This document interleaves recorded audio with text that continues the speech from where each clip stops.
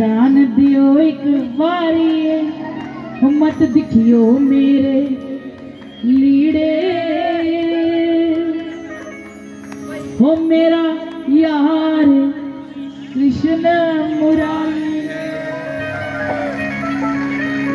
हाँ, सुदामा जी महाराज जी बार बार कहते रहे मेरे वस्त्रों को मत देखो, मेरे वस्त्रों को मत देखो, बार बार कहते। लोग हंसी उड़ाते रहे, द्वारपाल भीतर आए, हालचाल बताने में कुछ समय लग गया। जैसे थोड़ा सा समय लगा, स्वामी जी ने वो तो एक एक घड़ी वर्षों की तरह बीत रही है। कहते कहेगा इंतजार करना ही आई थी जिंदगी च सब तो औखा, सब तो औखा। कोई कभी ना 5 मिनट मेरी वेट कर ली तो 5 मिनट भी 5 घंटे वांगू लगते। इंतजार करना ही मुश्किल है। देखा द्वारपाल भीतर के बाहर नहीं आ रहे, एक क्षण वर्षों की तरह बीत रहा है। बार बार पलट कर देखे, बार बार देखा, जब भगवान नहीं आए तो सुदामा जी चलने लगे, शायद उसको क्या याद रहा होगा। कहते जो आज दी समय जब बंदा अमीर हो जाए ना तो गरीब मित्र को कभी याद नहीं करता। बहुत कम लोग होते हैं जो अपना पुराना याराना कभी नहीं भूलते, चाहे जितने मर्जी मुकाम में पहुंच जाए। बहुत कम लोग, जिसे कहते जमीन से जुड़ा हुआ व्यक्ति, बहुत कम लोग ऐसे होते हैं। जितनी मर्जी मंजिल हासिल कर लो, जितना मर्जी धन कमा लो, लेकिन अपना पुराना याराना कभी नहीं भूलना चाहिए। Makes a new friend, but don't forget old, because new is silver, old is gold.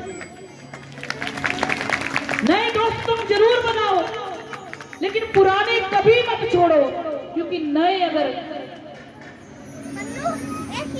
तुम्हारे लिए चांदी है तो पुराने सोना है, जो कभी नहीं छूटने चाहिए। तो आज सुदामा जी महाराज जी ने सोचा शायद मैं गरीब, मुझे कहाँ याद किया होगा, मुझे वापिस जाने का। चौराहे पर पहुंच गए, पलट पलट कर देख रहे, शायद आ जाए, शायद आ जाए। वहां जैसे बताया एक ब्राह्मण आया है, लंबी लंबी दाढ़ी है, सर पे पगड़ी नहीं, पाँव में जूता नहीं। हाल चाल बताने में कुछ समय लग गया, और जैसे ही कहा उसने अपना नाम सुदामा बताया। भगवान सुदामा नाम सुनते ही नंगे पाँव धोए, सुदामा सुदामा सुदामा। कोई छत्र छाया नहीं, कड़कड़ाती धूप में भगवान नंगे पाँव भागते जाए। द्वारपाल देख रहे ऐसा कौन सा मित्र आ गया, सुदामा ही तो बोला था, भाग रहे। और चौराहे पर आकर प्रभु ने सुदामा को गले से लगा लिया।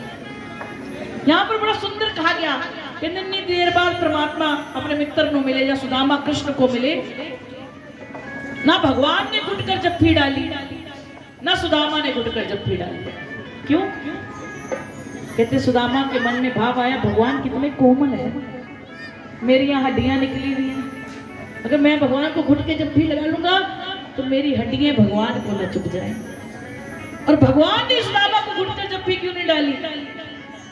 भगवान कहते मैं इतना हट्टा कट्टा, सुदामा का शरीर बड़ा कमजोर है, अगर मैंने उसे घुट कर जप्फी डाली तो कहीं उसकी हड्डियां दर्द ना करने शुरू हो जाए। ये भाव है भक्त और भगवान ने कहा। सुदामा जी महाराज जी को बीच चौराहे पर आकर भगवान गले लगाते हैं। योग माया से कहा द्वार तक ले आओ सोती अवस्था में। अगर द्वार पर ला सकती थी योग माया तो भगवान ये भी तो कहते थे कि महलों के अंदर ले आओ। भगवान तो ये भी कह सकते थे कि सुदामा को सोती अवस्था में महल के पास ले आ, मेरे सामने ले आ। लेकिन भगवान ने ऐसा क्यों नहीं किया? महल के अंदर क्यों नहीं बुलाया? अगर भगवान महल के अंदर बुला लेते तो आप लोग, हम लोग कैसे जानते कि भगवान का एक मित्र गरीब भी है? फिर वो अंदर की बातें अंदर ही रह जाती। ये पूरा पश्चिम उत्तर दक्षिण दिशाएं कैसे देखती, ये द्वारिका के लोग कैसे देखते कि भगवान अमीरों का नहीं, भगवान गरीबों का भी है। कैसे? अगर आज धन से परमात्मा मिल जाते तो शायद टाटा बिरला ने अपने घर में भगवान को बिठाया होता।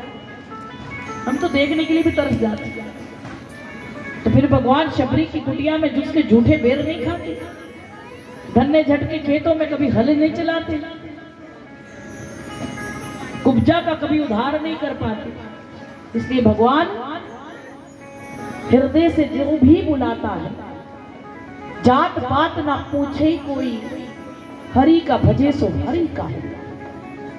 तुम जब भी परमात्मा को बुलाते हो भगवान जरूर आए।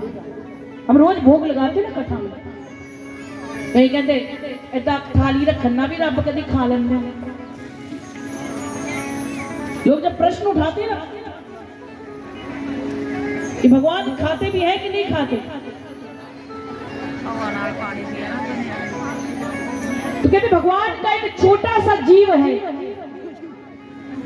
जिसे हम मधुमक्खी कहते हैं। ध्यान से सुनना इस बात, छट दो अज ही बरसना है, कल तू अपने घर च वड़ जाना रजाइयां च, अज ही बरस सारी दुनिया देती पल्ला झाड़ के मेरे ठाकुर दे रहे छप्पड़ फाड़ कर ले लो।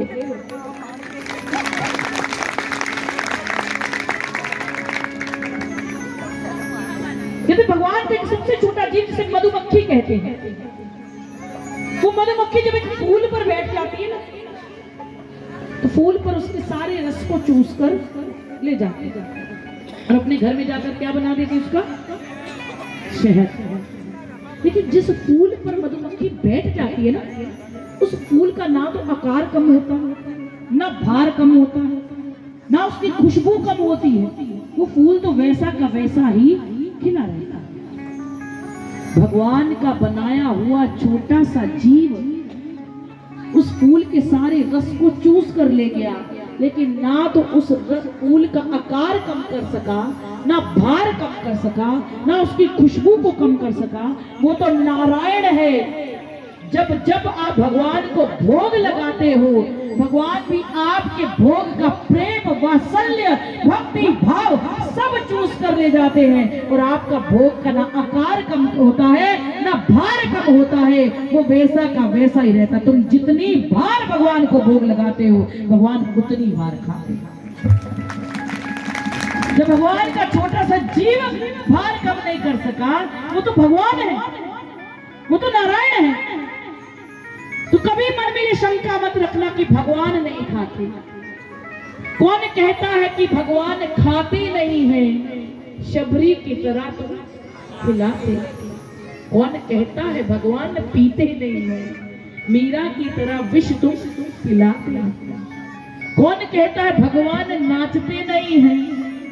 गोपियों की तरह तुम नचाते नहीं। कौन कहता है भगवान रोते नहीं है? सुदामा की तरह तुम रुलाते नहीं। कौन कहता है भगवान सोते नहीं है? माँ यशोदा के जैसे तुम सुलाते नहीं। कौन कहता है भगवान खेलते नहीं है? हाथी घोड़ा पालकी। कौन कहता है भगवान खेलते नहीं है? ग्वालों की तरह तुम खिलाते नहीं।